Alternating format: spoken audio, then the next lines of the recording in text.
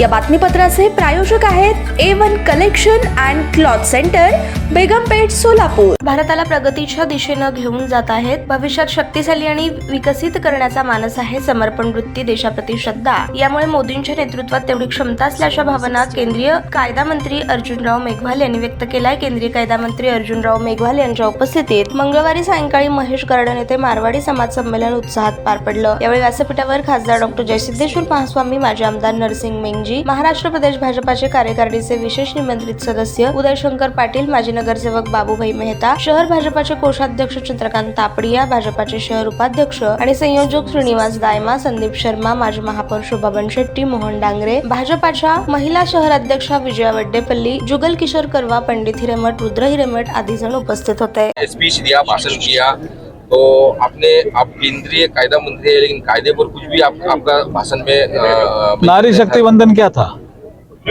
सबसे महत्वपूर्ण कायदा था भाई, वुमेन रिजर्वेशन बिल। इससे बड़ा कायदा क्या हो सकता है बताओ? आने वाले समय में कितना क्रांतिकारी है। और जो हमारा IPC CrPC evidence act change हो रहा है, ये तो सुबह आज सर्किट हाउस में आए थे, तब भी मैंने बताया था। यहाँ कोई बार एसोसिएशन के लोग होते तो मैं बाहर में हम क्या कर रहे हैं बताते, क्योंकि यहाँ तो अर्थतंत्र के लोग थे, अर्थ जगत के लोग थे, मारवाड़ी समाज लोग थे। मारवाड़ी समाज में लोगों ने जो सेवा भाव का काम किया, उनको सम्मानित करने का विषय था। तो सेवा और समर्पण, उसी पे ही बोल रहा था मैं। सर, आपने किसान कायदे लाए, उसको पीछे लेना पड़ा दबाव की वजह से। हिट एंड रन कायदे देखिए करने दीजिए। जिस तरह के कायदे लाए जा रहे हैं उसको विरोध होता दिख रहा है। सीए का भी आपका प्लान है, एनआरसी का भी आपका प्लान है, उसको भी पहले से विरोध चल रहा है।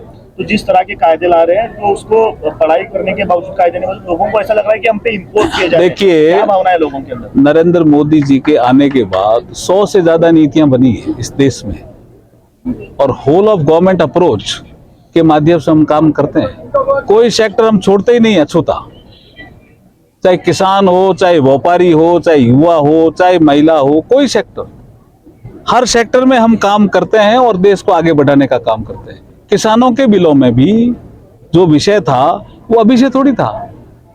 किसानों को बिलों कब देवीलाल जी उप प्रधानमंत्री थे तब ज्ञापन दिया हुआ था जी। पीछे तो रहना पड़ा आपको? नहीं, हम तो कंसल्टेशन प्रोसेस में आ गए ना भाई। लेकिन वो बिलों की बात कर रहा हूं मैं। उसकी कमेटी बनी है, स्वामीनाथन कमेटी बनी है, उसका भी हमने अधिकतर इम्प्लीमेंटेशन किया। और किसने किया जी बताओ?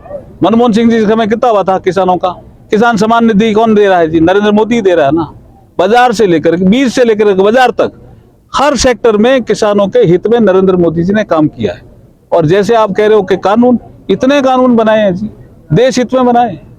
ये जो आईपीसी सीआरपीसी और एविडेंस एक्ट भी चेंज किया है, ये भारतीयता के भाव के साथ चेंज किया हुआ कानून है। इसमें भारतीय लोगों की जो आकांक्षा है, अपेक्षा है, उसके अनुरूप ये कानून है। सर, हम ये नहीं करेंगे आप काम नहीं कर रहे हैं, काम होने के बावजूद लोगों को स्वीकार नहीं हो रहा। स्वीकार है जी लोगों को, तभी तो नरेंद्र मोदी लोकप्रिय हैं।